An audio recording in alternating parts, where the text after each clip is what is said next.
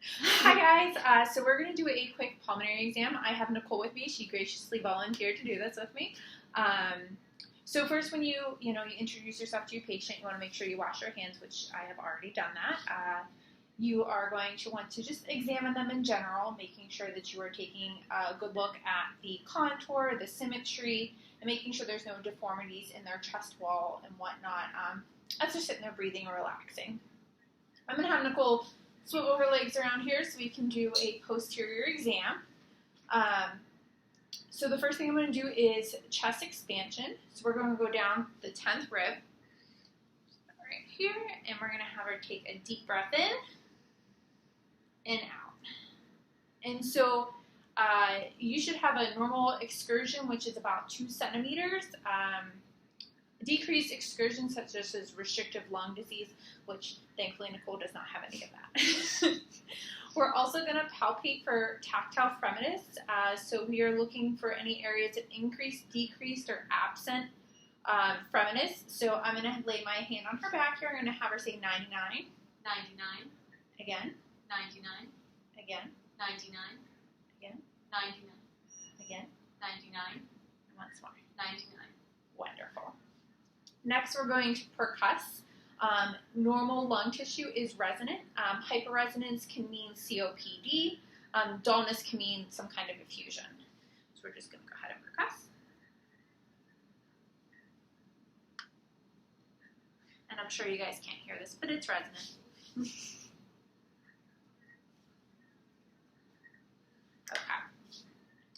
And the next thing we're going to do is we are going to do the diaphragmatic excursion. So I'm going to have Nicole take a deep breath in and hold it. Just right about there. Okay. So go ahead and breathe out. And I'm going to have you take another deep breath in and breathe out.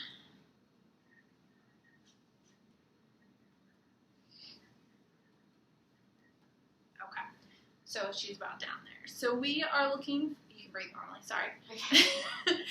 So with the full inspiration and measuring the diaphragmatic excursion, you're looking to 3 to 5 centimeters, and you're looking to see how far the lungs are expanding, basically. The next thing we're going to do is we're going to auscultate. So we're listening for normal breath sounds, which are vesicular. You can also have bronchial breath sounds, which are harsher and louder and higher in pitch. Those are typically over the trachea and the main stem bronchus. You can also have the bronchiovesicular, which is in the first and second intercostal spaces anteriorly, and then between the scapula and the back. Deep breath. Again.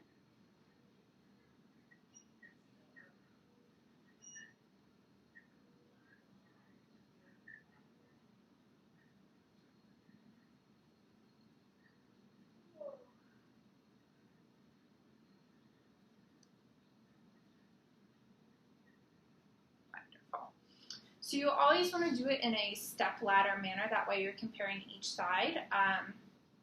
And if you're hearing abnormal breath sounds, you can do a couple different things.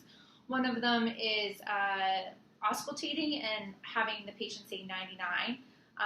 And while you're doing this, if it's muffled and indistinct, that's normal. Louder sounds are transmitted through airless tissue, and that is bronchophony. So we're going to pretend we heard some abnormal lung sounds down here on this right lower base, and I'm going to have her say 99. 99.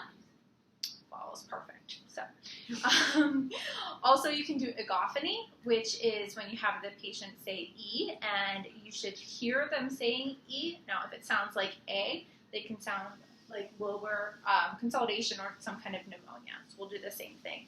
So can you say E? E. Wonderful.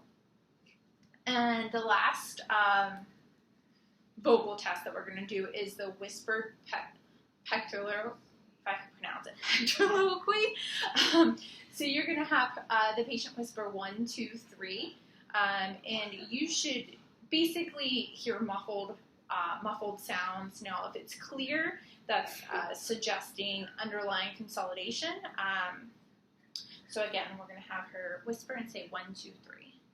1, 2, 3. Okay. So now we're going to move on to the anterior exam. So you're going to do basically the same test maneuvers on the front of the chest as you did on the back of the chest. So the first thing we're going to do again is going to examine the patient. We're looking for any kind of like plexus excavatum, any dents in the chest, any abnormalities. We're going to percuss.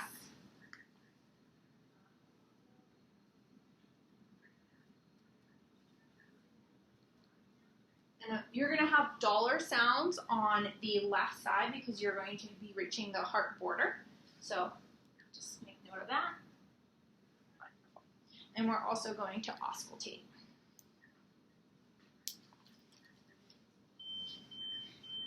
Deep breath.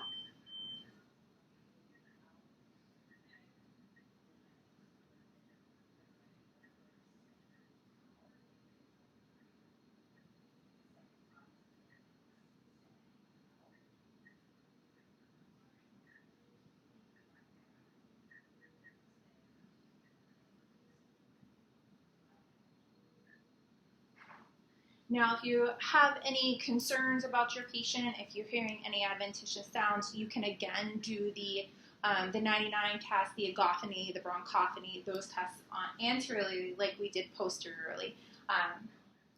And that's basically your typical pulmonary exam. If you have any questions, just let me know, and I hope you guys are staying safe at home.